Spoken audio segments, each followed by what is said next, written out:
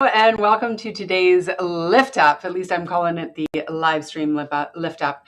I am going to be talking about what do you do when it feels like the punches won't stop, right? Like it's like you're playing whack-a-mole, right? It's like as soon as you spot one problem, and then another one comes up, and another one, and another one. And sometimes it feels like you're playing whack-a-mole twister, right? Like you're trying to you got stuff to push down everywhere. So not sure why that game came to mind, putting two games together. That's the kind of fun we're in for today, folks. Super excited to have you here joining the live stream. Always a privilege to get to share my thoughts and ideas. And I am hopeful that today we have audio rocking, we have the chat box working, that everything technologically is going to be on fire and in stream. So let me know in the chat box if we're good to go. Now, if you are getting this point, okay, add to the game perfection to the mix too. I love it. All right. Oh wait, what was the perfection game? I don't remember it. Oh, the game of got Jack. Awesome. Great to see you, Volker. I'm glad you're here. Perfection. Was that the one where you anyway, doesn't matter. You'll tell me which one it is. All right. So here we are. We're playing our game of whack-a-mole / twister. And it's like in the middle of a kickboxing class. Right? And all of us go through times like this in our life. And sometimes it's worse than others. And sometimes we're better at dealing with it compared to other times. And so the first piece, and I talk about this a lot, but we need to give ourselves the space and the grace to process what's going on in our lives. If you are going through a tough time, and by the way, like that can be on so many different levels, whatever your tough time is your tough time. When I'm coaching with my clients, sometimes they'll say, look, I know this really isn't important given on what's going on in the world. And, yes, there is a lot of stuff going on in the world that can make your blood boil, that can make you feel devastated for humanity. I'm going to take that line off there. And the problem is that it's okay if you feel absolutely caught up in the devastation of your own life, in addition to perhaps feeling empathy and grave sadness and devastation for the things that are going on in the world.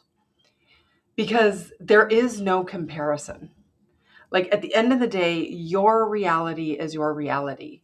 And just because you're not living in a war zone, or just because you are not, fighting a cancer diagnosis, does not mean that your issues are not valid. And so we want to have the space and the grace for ourselves to acknowledge that, to deal with that, and to effectively process it. All right. So what do we do with it? First of all, when it's coming at you from like a bunch of different angles, it can feel so overwhelming and it all muddies together. So the first thing I'm going to ask you to do is get to a piece of paper and grab a pen and just start writing down everything that's on your plate, everything that you're dealing with, so that we can look at it objectively rather than feeling that it's all muddled together, because there are certain things that deserve more emotional attention than other things. But if we don't proactively separate this and we don't give ourselves time to figure out what's supposed to be on that plate or what is on that plate, oh, I thought I lost you. Then how are we going to figure that out? Okay. So that is the first thing we want to do. Write it all down, look at it objectively. Next, we want to check our storylines. So I'm coaching with someone right now who is legitimately going through a lot of challenges, and It's very much like, okay, I can tell because you've been hit so many times, you're starting to feel like you just need to stay on the ground and let them kick. And it's really easy to lose our momentum to fight. And I don't mean fight like come out kicking and being angry and pushing and having a really negative energy about it. I mean fight as in like stand up for what you believe in, go after what you want, get through the obstacles, process them, not just power through them. And you can start to lose that fight.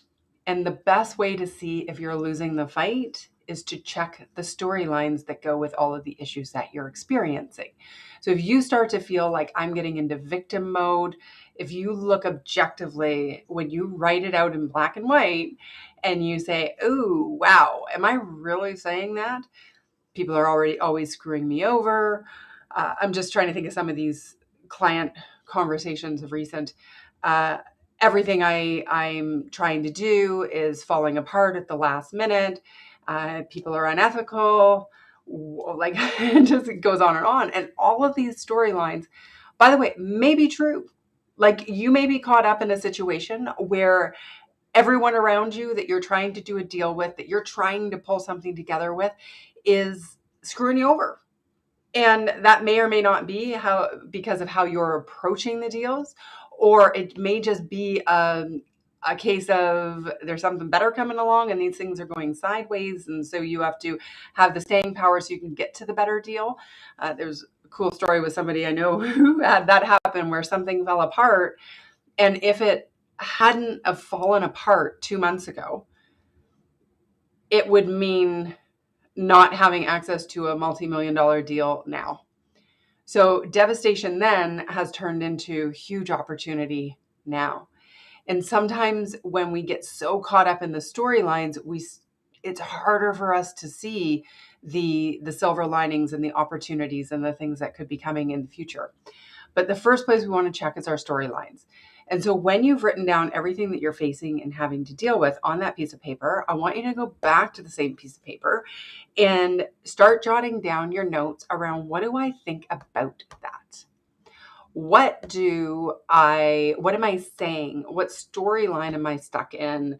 What habit is coming up with it, right? And just start to bring awareness from a place of compassionate curiosity to the reality of your overwhelming challenge load. Now, that may help. Actually, it will help because you will likely see that there are certain things on there that maybe you've got a really negative storyline, but it really doesn't necessarily deserve that much emotional intensity. And then we can start looking at, okay, what are the positive storylines or the more positively tilted storylines that can better support my situation.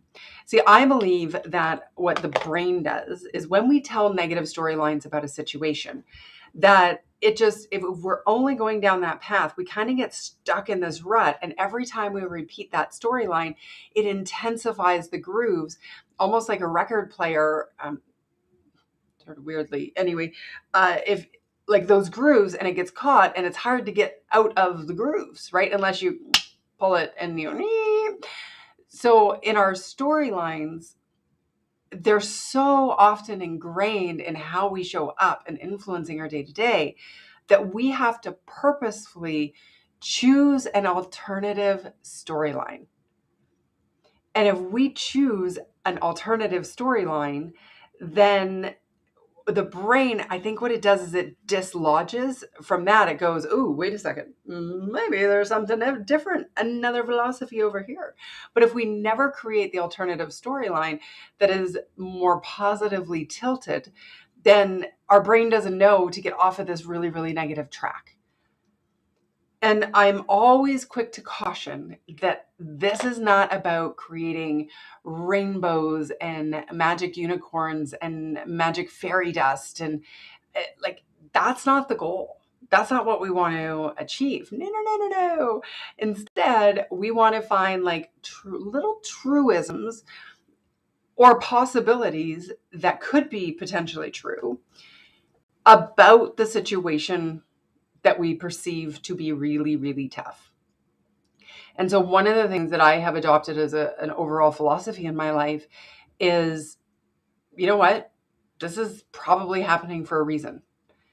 And we say hindsight is 2020. Well, I choose to believe that if we know that hindsight is 2020, where you can look and you can go, oh, you know what? If I didn't go through that really tough thing over there, I would not be where I am today. I would not be doing what I'm doing today because it instilled something in me that created this. And so everything in my life, I can push back and I can go, oh my gosh, like whether it was, in relationships that broke up, like, I think some now, like, gosh, thank goodness that didn't work out. And I think there are things. So I think looking back, we can always see how it worked out. So why wouldn't we trust as we move forward that things are going to work out as well? And so when I get caught in that negative loop, one of the things I will remind myself of is that I'm really curious about what is going to be happening. It especially happens when I don't get a speaking engagement, right? Like I lose something that I've got to hold on in my calendar, and I'm like, oh, that sucks. I really wanted to work with them. And then I often, and even sometimes on the big ones, I'll make a note in my calendar and I'll go, okay, didn't get that, but what else is happening on that day? I remember there was, what was it? I was supposed to speak for a company, and it was a last minute thing. And then it was last minute put it together, last minute pull the plug. And because I was available on that morning, there was a serendipitous thing that happened. I ended up going to this event and ended up meeting somebody that led to something that led to a contract that actually was really significant in my business. So, I just choose to believe that those coincidences are part of the bigger plan. I guess you would say that. So if when we're doing those negative storylines, we can find little bits of hope like that, it can help to dislodge how stuck in our rut that we are. So I hope that helps. Next thing, by the way, any questions at this point, I would love to see you in the chat box. Greg pulled this up from before. And 60 seconds to get all the pieces in their spaces until the playfield pops up and pieces go flying, right? So this is, this was earlier. For those of you who are just joining us now, I was saying that sometimes it can feel like you're playing whack-a-mole, like swatting one problem, and then playing Twister, so trying to do more, and then he had it in the game of perfection. So, yes. But these are the times that ultimately make us stronger. Now, I do not believe, again, that if you're going through hell, you got to keep on going, because I find that is a direct path to burnout. So, space in the grace, process, objectively look at everything that is going on in our lives, getting it down on paper, looking at what are the storylines, counteracting those storylines to get us out of the negative rut, right? Then the next piece is we want to look at what is within our control and out of our control. And this is a very typical exercise in, cognitive behavioral therapy and, a whole bunch of different modalities. My philosophy on this is we want to know what's out of our control and what's within our control, because the aspects that are within our control, if we don't take action to fix them, then we deserve to be stuck. We need to take appropriate action with whatever is on our, whatever is available to us to actually do. Okay. That's why we need that list. And most people would say, with all the stuff out of your control, just let it go. Don't deal with it. And I'm like, that's not how human nature works. Like, let's stop pretending it does, because then all that does is we go, that's out of my control, and I'm not allowed to think about that. And now here I am thinking about that and obsessing over that. And now, I'm shaming myself because I'm doing that, and I really shouldn't be doing that. And then you get into this loop of even more negativity, when in actual fact, all we had to do was go, That's out of my control and I don't like it. And I'm going to lean into those feelings so that I can ultimately process them and feel better about what's happening, or at least know that I've given myself the space and the grace to deal with it. Okay. So control versus out of control, really, really important. Now, if it feels like you just can't get ahead, I'm going to ask you to be compassionately curious about what actions are you doing or not doing that may be contributing to that reality. I really don't believe that the universe is out against us. I don't think that most people are sitting there plotting about our demise and how they can make our lives a living hell, despite sometimes that may be how it feels. I think that there are, though, things that we could be doing differently that might produce a different outcome. And sometimes that's really hard to look at with ourselves, which is why I believe in self-awareness and being compassionately curious instead of condemning and judging and being really critical of ourselves. We want to just try to explore and figure out, okay, what are the other possibilities here? So that really was what I had planned to talk about today. I don't know if there are any questions or thoughts, or do you want to share what's going on in your life and how you're feeling about certain circumstances?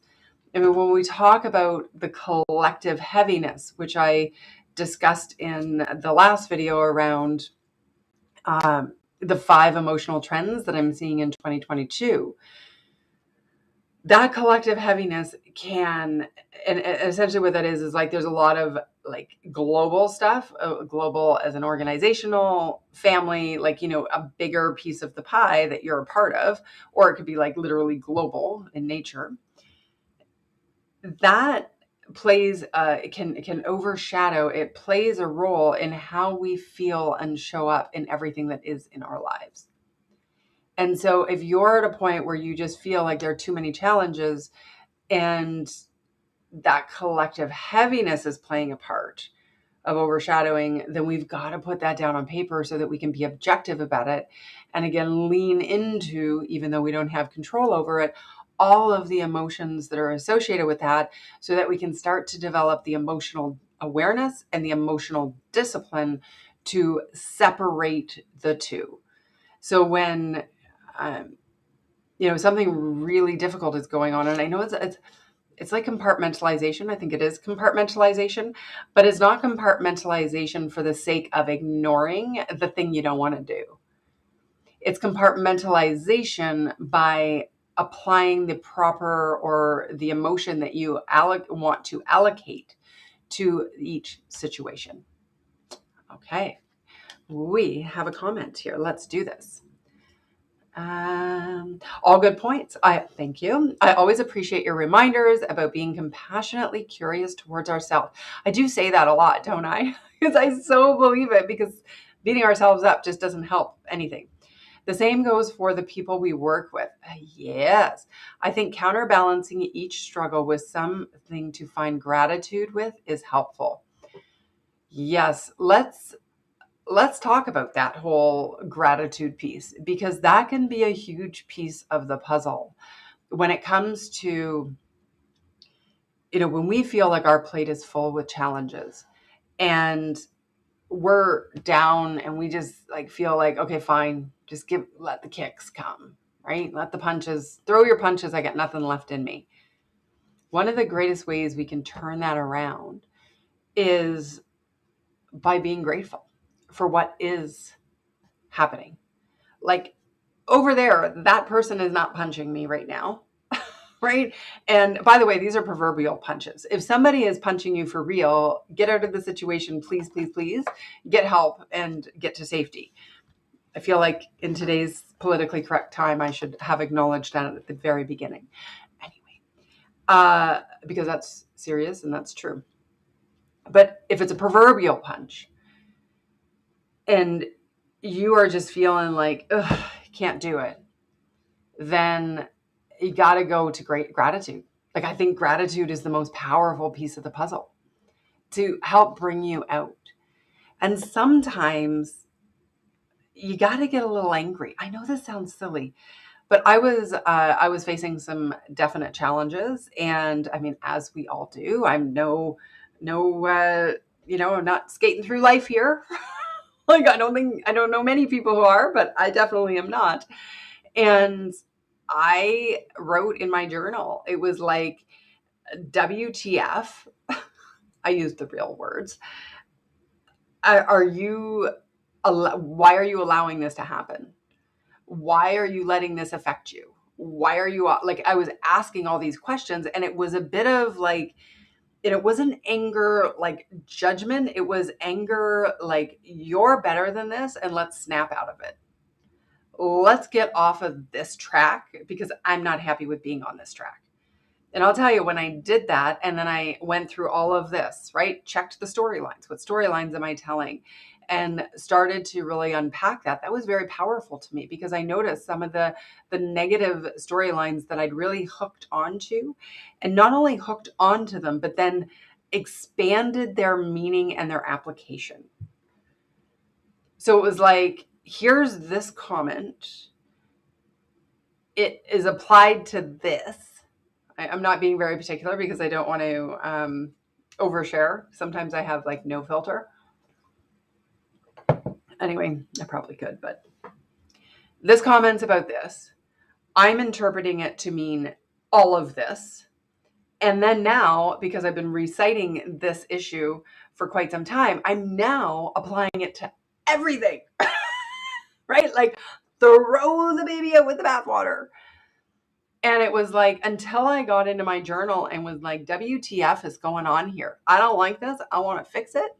And I'm going to take steps to fix it. I wasn't able to clear of it. So sometimes we need a bit of a stronger emotion than still being compassionate, curious with ourselves. But that compassionate curiosity doesn't necessarily mean I need to be in a beautifully Zen state and not desiring more from myself. It's the yin and yang, the balance of pushing and allowing. And we can't just ride one or the other. If we only allow things to happen and we don't do any striving or pushing or challenging, we're just going to have our status quo. And this is an important, distinction. Okay, I have to actively use words like, I'm fortunate that I get to fight through these obstacles and come up with solutions. It's interesting. And you know what? Right. Like, I get to keep going. I have that choice. Is really quite powerful. I did at the beginning, I was saying about, we don't want to diminish your challenges of being, feeling like you're not allowed to be upset because what you're worried about is cash flow or a client or, somebody said something to you that hurt your feelings. And there are other people in the world who are starving to death and in war and, being oppressed and all of these different things. Like, your reality is still your reality. And so recognizing the beauty of your reality, that you aren't in those other more intense situations that, hopefully you will never be in, or maybe you've been in the past and now you're not, or you will be in the future. It's like, what's today saying for you? And I know the other day I was saying that, I said, gosh, I'm so grateful that these are our problems, right? When I was talking with my family, like, this is, as problems go, it's tough and we can keep going, right? Like, these are things that we can find a way through. Nathan's got a comment here. I think it makes much sense to ask the why questions when feeling that unproductive emotion. Thank you. Yes, you're more than welcome. And, ask, and it's funny because why is a funny question, right? Because it can take us in this, deep spiral of never getting to an answer, because there's always a why that goes with the why. Well, why is that? And why is that? And why is that? And why is that? Right? So we want to get to a point where we get deep enough in the thinking or in the conversation that we feel okay again. Right? Like as soon as I was able to identify in the story I was using about in my journal, as soon as I was able to identify enough information that gave me the perspective to go, oh, that's what's happened, and then pull myself out of that, and it was just like it was like, and I find like, and this isn't necessarily for everybody, but as soon as I bring something to my consciousness and I actually let it and go, oh, that's it. I'm pretty good at going, okay, yeah, that makes sense. And then I can just like freedom and how I feel. I don't know if anybody else has that as well. But whatever it is that is on your plate, I just want to validate you that it may feel like it sucks now, and it actually may feel like it sucked for a really, really long time, and you're going to get through it. You are you just got to keep going. And maybe right now you're just going to lay there and take the proverbial punches and try to retreat a little bit to give yourself the space to process everything that's happening over there, and retreat to feel and lean into it and go, oh, I don't know, and do this kind of work that we've just talked about. And for those of you just joining now, I'm going to encourage you to go back to the very beginning, because I gave several different steps to follow. And like, I see you. I know it can be tough. And I know that you are even tougher. You are not defined by your challenges. Your identity is not the issue, are not the issues. No, your identity, I assume you only have one, is not defined by the challenges, but by how you respond to them. And being resilient is not something that we do once. It's a choice that we make every day. Sometimes we get sick of having to make that choice, in fairness. It's like, I don't want to have to be resilient anymore, people. But I will be resilient, because tapping into that bigger why. Anyway, I think that's enough for me today. I'm so grateful for you. And I'm loving these Tuesdays instead of the Mondays for the 3:15. So I think we're going to keep those on Tuesdays. And of course, you can always catch the replays, and I always try to keep up with the comments when you do. So in the meantime, please join my Lift Up. It's a weekly email, a very generally nice little fun read that is, just intended to give you some food for thought. You can join that. I have my online program called Take Back Your Weekends, which is all about how do you take control of your time. I think it's on right now for like $297, which is like pittance compared to the knowledge that you're going to get in it. It's a pretty awesome program, if I do say so myself. And so there's that available. Of course, I have my coaching services. And if you have a team that you are leading, I come in and speak and can work with them and do either virtual or in person. So I just want to put those bugs in your ear, because you never know who right now is stuck in a pattern or needs clarity, or is just like sick of not leaning into their full potential. Then that's when you want to call me, and we can talk, or when you're planning a conference. So thank you for being here. Super excited. Hope you got something out of this. And even if you're playing whack-a-mole with a game of Twister mixed in with a game of perfection, that you're going to be okay. And until next time, may you stress less, do more, and be happier. Thanks for being here. Have a beautiful day.